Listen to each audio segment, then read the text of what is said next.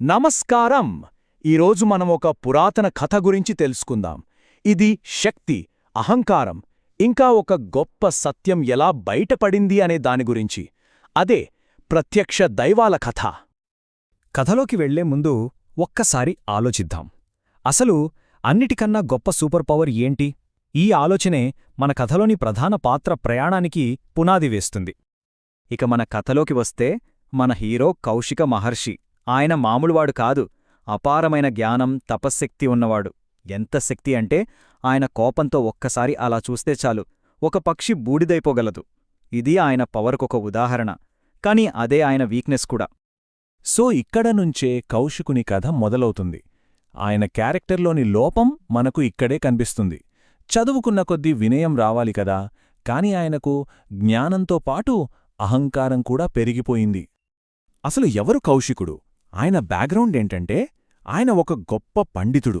చదువంతా పూర్తయ్యాక వాళ్ల గురువుగారు ఇంటికి వెళ్ళి పెళ్లి చేసుకుని మీ అమ్మానాన్నలను బాగా చూసుకో అని సలహా ఇచ్చారు. కాని కౌశికుడు ఏమనుకున్నాడంటే, ఇంకా జ్ఞానం సంపాదించాలని కుటుంబాన్ని వదిలేసి అడవికి వెళ్ళిపోయాడు. అక్కడ కఠోరమైన తపస్సు చేసి అంచుమైన శక్తులు సంపాదించాడు. అయితే ఈ పవర్తో పాటు ఒక పెద్ద ప్రాబ్లం కూడా వచ్చింది. అదేంటంటే విపరీతమైన కోపం. ఒకరోజు ఆయన చెట్టు కింద కూర్చుని వేదాలు చదువుకుంటుంటే పైనున్న ఒక కొంగ ఆయన మీద రెట్టవేసింది. అంతే, కోపంతో పైకి చూడగానే ఆ కొంగ కాలి బూడిదైపోయింది. ఇక్కడే అసలు కథ మొదలవుతుంది. సరిగ్గా తన శక్తికి తిరుగులేదు అని గర్వపడుతున్న టైంలోనే ఒక ఊహించని ట్విస్ట్ ఒక సాధారణ గృహిణీ రూపంలో వచ్చింది. ఈ సంఘటన ఆయన అహంకారాన్ని పూర్తిగా కదిలించేయబోతుంది. భిక్ష కోసం ఒక ఇంటి ముందు నిలబడ్డాడు కౌశికుడు. ఆ ఇంట్లో ఆమె తన భర్తకు సేవ చేస్తూ ఉండడంతో బయటకు రావడం కొంచెం ఆలస్యమైంది. కౌశికుడికి పట్టరాని కోపం వచ్చింది. ఆమె వైపు కోపంగా చూశాడు. కాని ఆమె ఏమాత్రం భయపడకుండా, స్వామి, నేను ఆ కొంగననుకున్నారా? నన్ను మీ కోపాగ్నితో కాల్చలేరు. అసలు సన్యాసికి ఇంత కోపం ఉండకూడదు అంది. అంతే, కౌశికుడు షాక్. అడవిలో ఎవరికీ తెలియకుండా తను చేసిన పని ఈమెకెలా తెలిసింది? అప్పుడు ఆమె ఒక విచిత్రమైన సలహా ఇచ్చింది. నిజమైన ధర్మమంటే ఏంటో తెలుసుకోవాలంటే మిథిలా నగరంలో ధర్మవ్యాధుడు అనే ఒక కసాయి ఉన్నాడు, ఆయన్ని కలవండి అని చెప్పింది. ఇదేంటిది? ఇంత పెద్ద మహర్షిని ధర్మం నేర్చుకోడానికి ఒక కసాయివాడి దగ్గరికి వెళ్లమంటోంది? ఇది కౌశికుడి ప్రయాణంలో ఒక పెద్ద మలుపు. సరే, ఏమైతే అది అయిందని కౌశికుడు తన కొత్త గురువును కలవడానికి మిథిలా నగరానికి బయల్దేరాడు. ఒక జ్ఞాని అంటే ఇలాగే ఉండాలి అని ఆయనకున్న అంచనాలన్నీ ఈ ప్రయాణంలో తలకిందులవ్వబోతున్నాయి. అక్కడ ధర్మవ్యాధుణ్ణి కలిశాడు. ఒకవైపేమో తపస్వి అయిన కౌశికుడు, మరోవైపు మాంసం అమ్ముకునే ధర్మవ్యాధుడు. అసలు సంబంధమే లేదు కదా, కాని అసలైన రహస్యం ఇక్కడే దాగి ఉంది. ధర్మవ్యాధుడు కౌశికుడిని గౌరవంగా తన ఇంటికి తీసుకెళ్లాడు. అక్కడ తన జ్ఞానానికి, తన శక్తికి అసలైన కారణమేంటో చూపించాడు.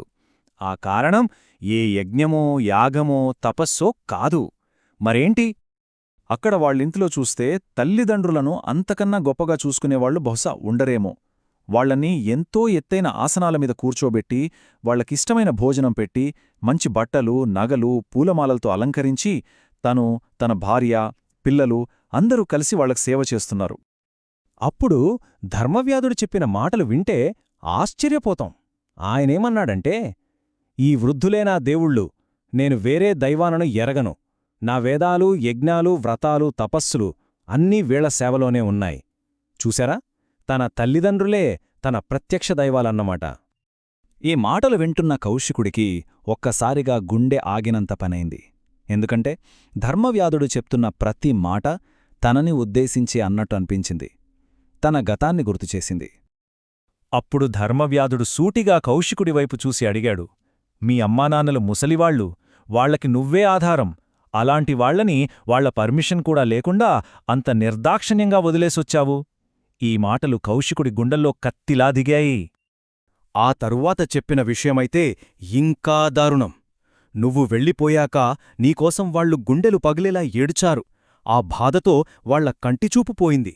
ఆ క్షణం తన అహంకారం, తన జ్ఞానం ఎంత పెద్ద అనర్థానికి దారితీశాయో కౌశికుడికి అర్థమైంది.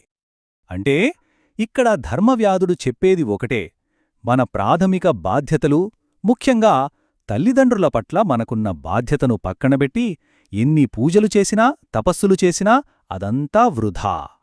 ఈ దెబ్బతో కౌశికుడిలో ఉన్న అహంకారం మొత్తం కరిగిపోయింది. ఇప్పుడాయనకు అసలైన జ్ఞానోదయం అయ్యింది. తన జీవితంలో ఒక కొత్త అధ్యాయం మొదలైంది. వెంటనే తలదించుకుని తన తప్పు ఒప్పుకున్నాడు కౌశికుడు. ధర్మవ్యాధుడికి కృతజ్ఞతలు చెప్పి, నేను వెంటనే మా ఇంటికి వెళ్ళిపోతాను, మా అమ్మానాన్నల దుఃఖాన్ని పోగొడతాను అని మాట ఇచ్చాడు. సో ఈ కథ మొత్తం మనకు నేర్పే ముఖ్యమైన పాఠమేంటంటే, ఈ గృహస్థ ధర్మంలోని 5 స్తంభాలు, ఒక గృహస్థుడు పూజించాల్సిన 5 ప్రధాన అంశాలు: తల్లి, తండ్రి, గురువు, అగ్ని మరియు ఆత్మ. ఇందులో గమనించాల్సిన విషయమేంటంటే, తల్లిదండ్రులకిచ్చిన ఫస్ట్ ప్లేస్. ఈ కథ ఎప్పటిదో అయినా ఇప్పటికీ మనందరికీ వర్తిస్తుంది. ఇది మనల్ని మనం ఒక ప్రశ్న వేసుకునేలా చేస్తుంది. మన జీవితాల్లో కూడా మనం సేవించాల్సిన, గౌరవించాల్సిన, కానీ బహుశా పట్టించుకోకుండా వదిలేస్తున్న ప్రత్యక్ష దైవాలు ఎవరైనా ఉన్నారా? ఒక్కసారి ఆలోచిద్దాం.